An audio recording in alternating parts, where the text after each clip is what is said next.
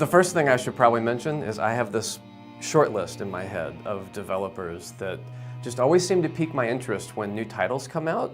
Chinese Room's right at the top of the list for me. I mean, all the games have always been so unique and so much fun to play. I've been a long-time fan of Jason's work, and I actually had the opportunity to listen to him at a talk he gave at GDC back in 2019. And then Fran said, oh yeah, did you know he did this score for this game called Moss, which is like a completely different thing, which is much more sweet and harmonic and sort of melodic, and it's because of that range we thought, yeah, we're not only doing scary music, we're not only trying to scare the player, there's other emotions we're also trying to evoke. So we needed someone who could walk that very fine line that we're trying to achieve. Yeah.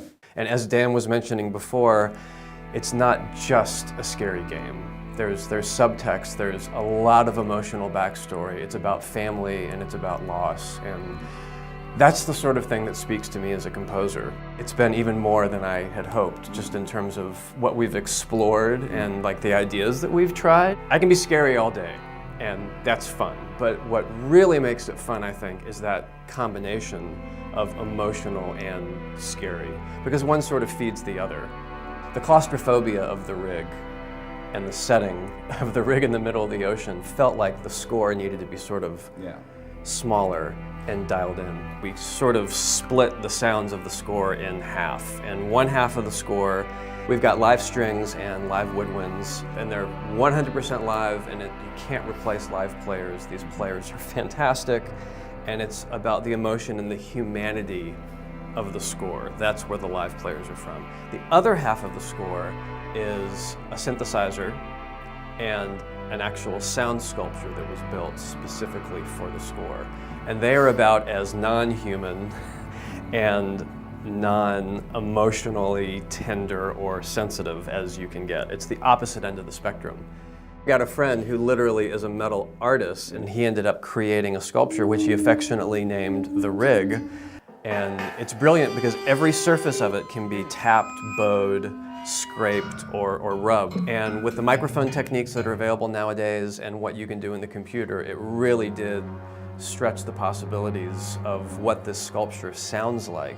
And because this rig instrument is made out of metal, and a lot of the sounds that we hear in the game are also made out of metal because of being surrounded by this metallic structure, you get this kind of natural blend between the music and the sound design. Of course, we want to clearly make musical statements, but also that blend between sound design and music, and where the borders get more blurry. It's a very fascinating space to work in. Sometimes the most simple, albeit cliche sounding idea still wakes the deep. Let's do something that's really deep. But the synth really does kind of lay the groundwork for sounds. The game is set in 1975.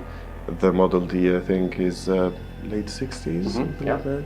It's an emotionally complex game, and I think the music is able to reflect this with the use of these several different families of instruments. I couldn't figure out what sound needed to happen, but it wasn't strings or woodwinds, and it wasn't the synthesizer or the sculpture.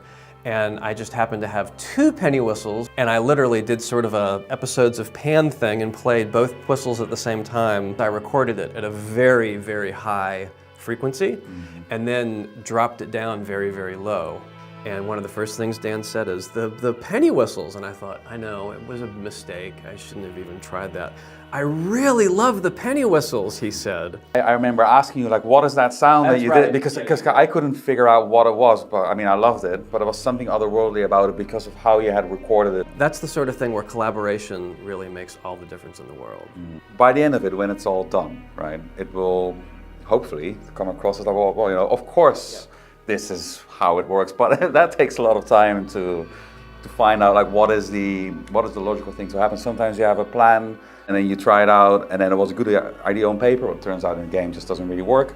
And I think that's where we're currently at in this part of the process. There's a lot of music written, and now we have a really good opportunity to figure out where things go. And this game, I think, is going to be another fantastic entry in the Chinese Room catalog, because it does all those great things with music and story and character that the previous games have done, but we're doing, of course, another sort of twist and another interesting slant, and what I think is a really, really original score for any sort of game, but especially for a horror game.